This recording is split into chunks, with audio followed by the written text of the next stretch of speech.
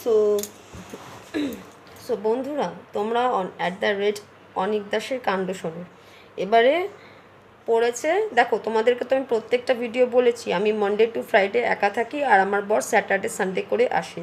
তোমরাই পাবলিকরা বলো, তোমাদের মাথায় তো ঘটে বুদ্ধি আছে, বরের সাথে যে রেজিস্ট্রিকৃত আছে, বরের সাথে তার মানে সেক্স হবে। স্যাটারডে সানডে মানে দুদিন থাকছে, মানে স্যাটারডে সানডে চারবেলা চারবেলা 8 বার করে সেক্স হয়।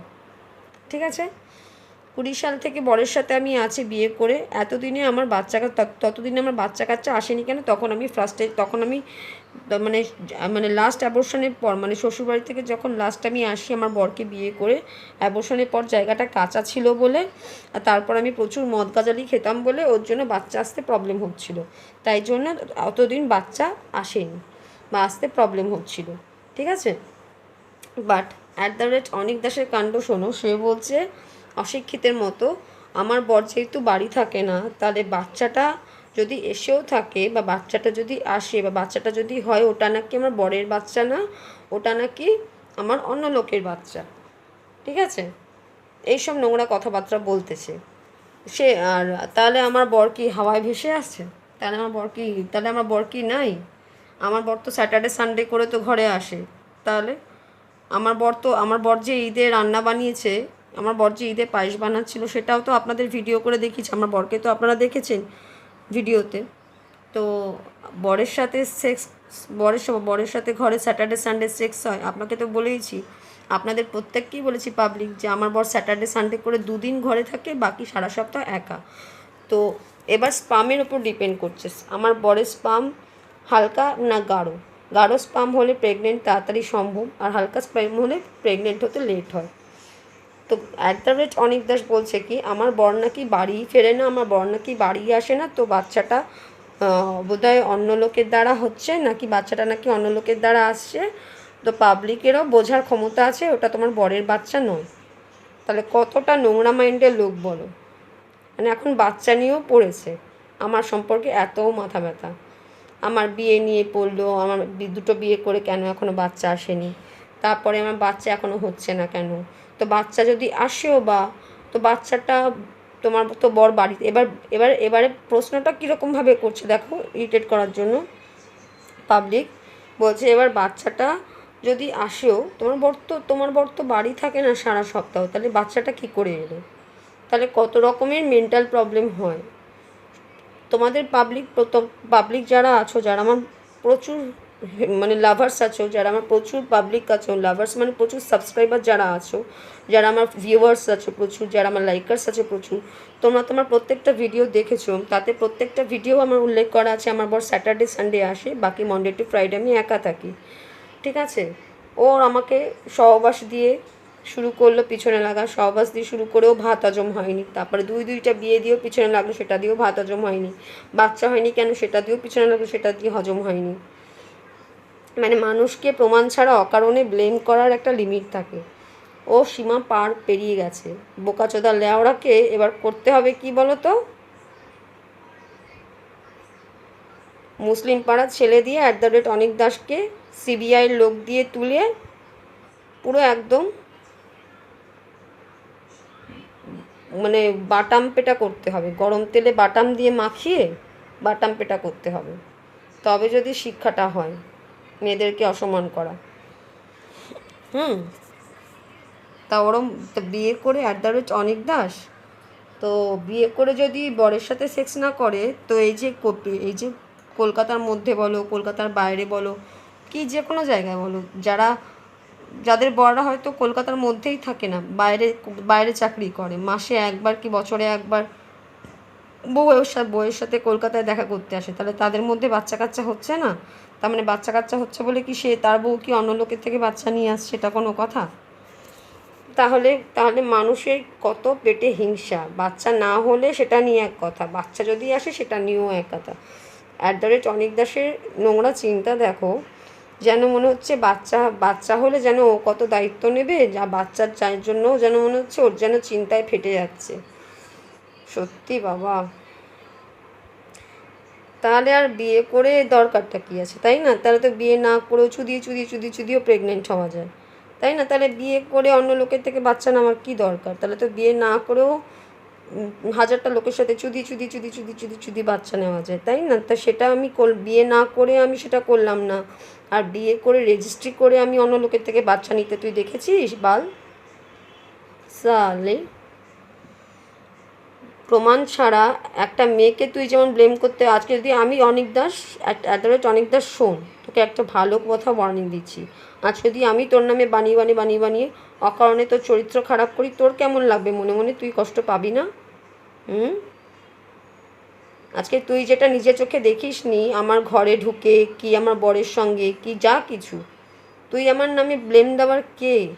আর 2 নম্বর কথা, এখনকার যুগ অনেক মডার্ন, এখন কেউ গ্রামের বউদের মতো ঘরে শাড়ি সালোয়ার পরে থাকে না, নাইটি ফুল হাতা, ঠিক আছে? এখনকার যুগ অনেক উন্নত।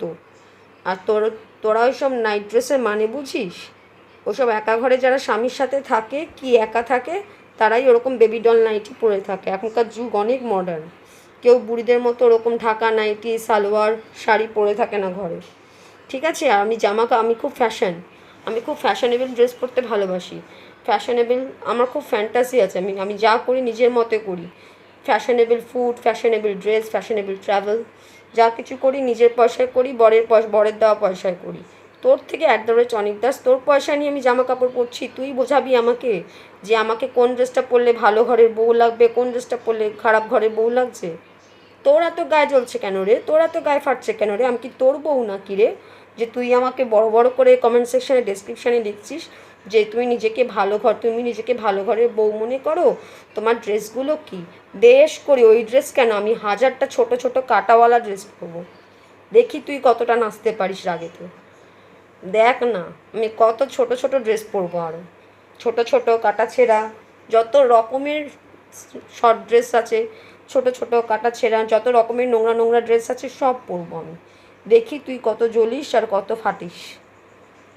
সালা তোর থেকে নিয়ে তোর পয়সায় নাকি তোর পরিবারের পয়সায় আমি জামা কাপড় পরছি যে তোর এত ফাটছে? বোকাচুদি, আমি ভালো বউ কি খারাপ বউ সেটা তো দেখতে হবে না, সেটা পাবলিকের বুদ্ধি আছে, ঠিক আছে? সেটা তোকে আমি এত ডিটেলস দিতে যাব না, ঠিক আছে? তুই আগে নিজেকে দেখ, তোকে কারা দূর থেকে খারাপ বলছে কি ভালো বলছে তার নেই ঠিক, তুই আবার মেয়েদেরকে বিচার করতে চলে আসিস সালি। তোর পয়সায় আমার সংসার চলে না, তোর পয়সায় আমার জামা কাপড় ঘরের ইলেকট্রিসিটি বিল চলে। অনিক দাস, যে তোরা তো মাথা ব্যথা আমার জামা কাপড় নিয়ে, তুই যত জ্বলবি আমি ততই তোকে জ্বালাবো। শুধু জামা কাপড় কেন, জামা কাপড় যা কিছু, জামা কাপড় তো দেখে তো জ্বলেছিস, আমি আরও ওর থেকেও নোংরা নোংরা ড্রেস পরবো, দেখি তুই কতটা জ্বলিস আর কতটা আমাকে নোংরা নোংরা কথা বলতে পারিস। তুই যত আমাকে নোংরা নোংরা কথা বলবি ততই ভালো, আমার তোকে নিয়ে এন্টারটেনমেন্ট করতে দারুণ লাগে, ঠিক আছে? আমি তো এখন মানে 60-70 বছরের তো বয়স হয়ে যায়নি যে শাড়ি আর সালোয়ার পরে থাকবো, গায়ে থান কাপড় পরে। বয়স যথেষ্ট কম আছে আমার এখন। এখন লাইফটাকে হচ্ছে এনজয় করার বয়স, তোকে এত বোঝাবো না, কারণ তোর পয়সা, তোর ফ্যামিলির পয়সা, তোর বন্ধু বান্ধবের পয়সা আমি জামা কাপড় পরি না বাল অনিক দাস। আমি কি ধরনের জামা কাপড় পরবো সেটা আমার ওপর ডিপেন্ড করে, ঠিক আছে? আমার বর আমাকে পকেট মানি দিয়ে দেয়, বাবা আমাকে পকেট মানি দিয়ে দেয়, বাকিটা আমি আমার নিজের মর্জি মতো জামা কাপড় পরি।